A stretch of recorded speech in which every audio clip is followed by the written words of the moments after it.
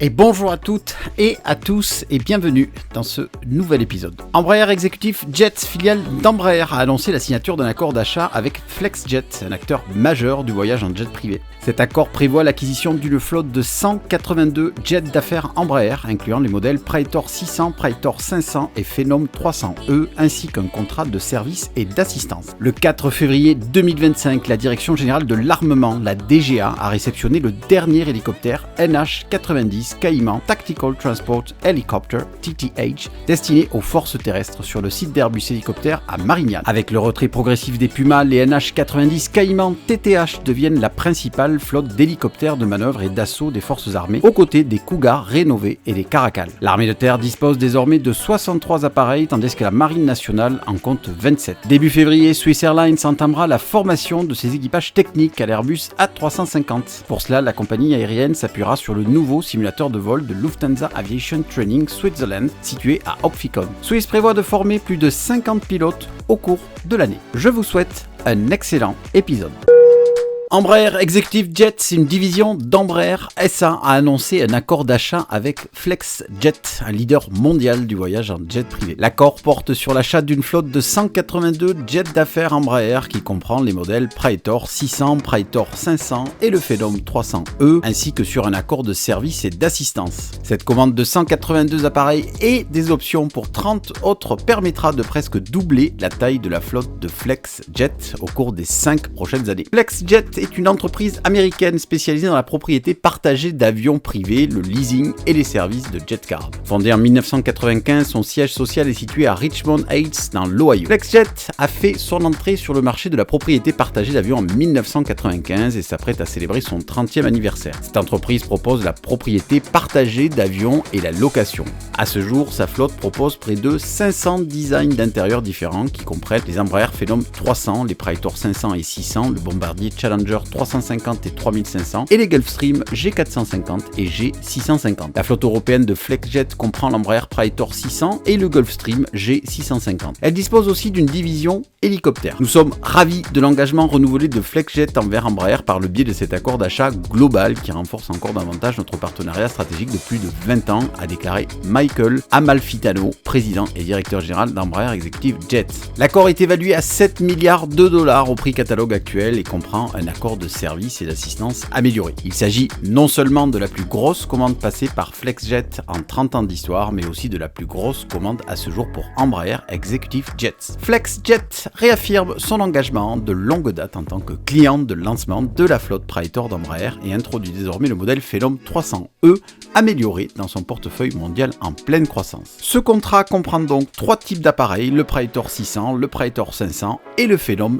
300E. Embraer, l'un des principaux constructeurs aéronautiques mondiaux, a lancé les Praetor 500 et Praetor 600 comme des alternatives haut de gamme dans le segment des jets d'affaires. À leur côté, le Phenom 300 se distingue comme un jet léger, performant et polyvalent. Quelles sont les différences entre ces modèles? Le Praetor 500 et le 600 partagent une conception similaire, tandis que le Phenom 300 cible un marché différent. Le Phenom 300 est un jet léger qui offre une autonomie maximale d'environ 3723 km, le rendant idéal pour des vols régionaux ou internationaux comme New York-Miami ou Paris-Moscou. Le Praetor 500, quant à lui, est classé dans la catégorie des jets super intermédiaires. Il propose une autonomie de 6186 km, parfait pour des vols transcontinentaux sans escale. Enfin, le Praetor 600 est positionné dans le segment des jets intermédiaires lui aussi. Il offre une autonomie de 7441 km, permettant des vols intercontinentaux sans escale. Les 3 jets offrent des intérieurs luxueux adaptés à différentes missions. La cabine du Phenom 300 peut accueillir jusqu'à 10 passagers avec un aménagement compact mais élégant. La cabine du Praetor 500, quant à elle, peut transporter 9 passagers avec un sol plat pour un confort optimal. Enfin, la cabine du Praetor 600, plus spacieuse, peut accueillir jusqu'à 12 passagers avec une configuration plus flexible. Tous ces modèles de vol sont équipés de la technologie de réduction des turbulences actives Turbulence Reduction, garantissant un vol plus fluide. Grâce à la technologie Fly-by-Wire, le Praetor 600 et le Praetor 500 disposent d'une capacité de réduction des turbulences unique dans leur catégorie. Cette capacité agit en quelque sorte comme un amortisseur dans le ciel. Les systèmes de vol d'Embraer détectent et ajustent les surfaces de contrôle de l'avion 100 fois par seconde pour amortir les turbulences lorsqu'elles sont détectées. Le Phenom 300 est propulsé par 2 moteurs Pratt & Whitney Canada PW535E1. Il est très économique en carburant et conçu pour les trajets plus courts. Le Praetor 500 est quant à lui équipé de 2 moteurs Honeywell HTF 7500E, plus léger que le Praetor 600. Il consomme moins tout en offrant une autonomie suffisante. Enfin, le Praetor 600 est équipé lui aussi de 2 moteurs Honeywell HTF 7500E. Avec une capacité de carburant plus grande, il est adapté au vol long courrier. Les 3 modèles disposent de technologies de pointe. Le Phenom 300 est équipé d'un cockpit Garmin G3000 avancé avec commande intuitive. Praetor 500 et 600 sont équipés de la suite ProLine Fusion de Collins Aerospace avec affichage tactile et système de vision avancé. Côté tarif, les 3 appareils affichent évidemment des prix différents. Le Phenom 300 est estimé environ à 10 millions de dollars, alors que le Praetor 500 est estimé à 17 millions de dollars. Enfin, le Praetor 600 est estimé, lui, à 21 millions de dollars. Le Phenom 300 est un excellent jet léger pour des vols régionaux, tandis que le Praetor 500 offre un bon compromis entre autonomie et coût. Enfin, le Praetor 600 est quant à lui idéal pour des voyages intercontinentaux avec plus de passagers. L'ensemble de ces 3 appareils couvre l'ensemble des marchés de jet. Dans tous les cas, Embraer propose une gamme de jets d'affaires ultra moderne combinant luxe, efficacité et innovation technologique, garantissant un confort et une performance de haut niveau. Cette commande de 7 milliards de dollars est donc un très beau démarrage pour Embraer Executive Jet pour l'année 2025. Le 4 février dernier, la Direction Générale de l'Armement, la DGA, a réceptionné le dernier hélicoptère NH-90 Cayman Tactical Transport Helicopter, TTH, destiné aux forces de l'armée de terre sur le site d'Airbus Hélicoptère à Marignane. Avec le retrait progressif des Pumas, les NH-90 Cayman TTH constituent désormais la principale flotte d'hélicoptères de manœuvre et d'assaut des forces aux côtés des Cougar rénovés et des Caracal, avec 63 appareils en service au sein de l'armée de terre et 27 au sein de la marine nationale. Le NH-90 effectue des missions de transport tactique de troupes jusqu'à 20 soldats et de matériel jusqu'à 2,5 tonnes, ainsi que des évacuations sanitaires. Une version spécifique du NH-90 TTH dédiée aux forces spéciales de l'armée de terre a récemment été commandée à hauteur de 18 exemplaires, 10 en 2020 et 8 en 2023. Les livraisons s'échelonneront de 2026 à 2029. Le NH-90 est un hélicoptère biturbine de 11 tonnes développé en coopération européenne entre la France, l'Italie, l'Allemagne, les Pays-Bas et la Belgique.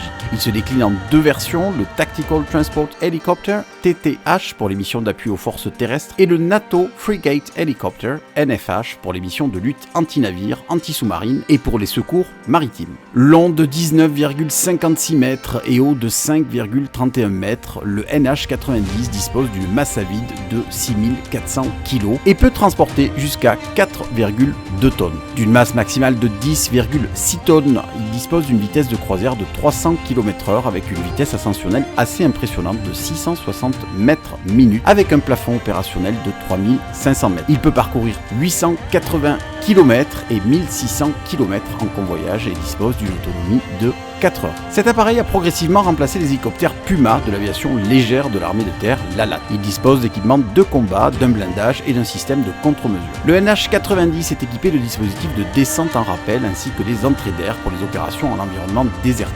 Il est également en mesure d'emporter des charges sous élingue. Conduit pour la France par la DGA, le programme NH-90 prend appui sur l'agence exécutive NATO Helicopter Management Agency, NAEMA, pour la gestion globale du programme. Le consortium NATO Helicopters Industry, NHI, est composé du groupe Airbus Hélicoptères et des industriels AgustaWestland, devenus Leonardo et Fokker. Le NH-90 destiné aux forces françaises sont assemblés sur le site d'Airbus Hélicoptères en France, à Marignane.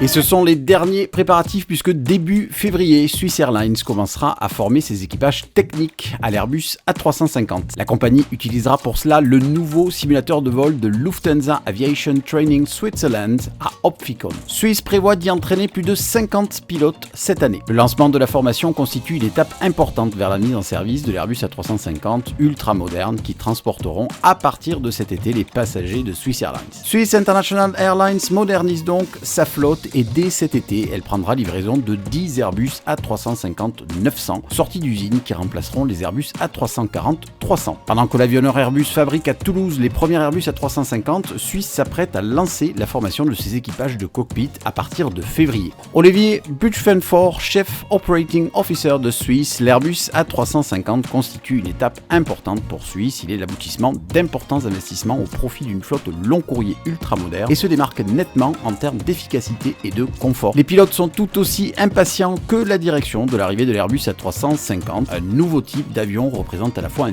défi passionnant et un tournant majeur dans les carrières des pilotes. Le coup d'envoi de l'entraînement sur simulateur permet à la compagnie d'envisager de passer dès cette année à l'exploitation régulière de l'Airbus A350. Le nouveau simulateur fonctionnera 24 heures sur 24 à partir de février afin de préparer suffisamment d'équipage pour cet été. Suisse prévoit d'y former donc plus de 50 pilotes cette année, puis près de 90 par an à partir de 2026. Les équipages commerciaux, les PNC, suivront également leur formation sur l'Airbus A350 chez l'ATCH à partir du mois de mars. Des modèles d'entraînement correspondants ont déjà été installés dans le bâtiment d'Opficon. Suisse prévoit de former en 2025 près de 1800 PNC, c'est-à-dire stewards et hôtesses, sur l'Airbus A350. Si vous avez aimé le contenu, lâchez un pouce bleu et si vous ne voulez rien rater, abonnez-vous et mettez un coup de cloche. Je vous dis à la semaine prochaine sur votre chaîne Aéro.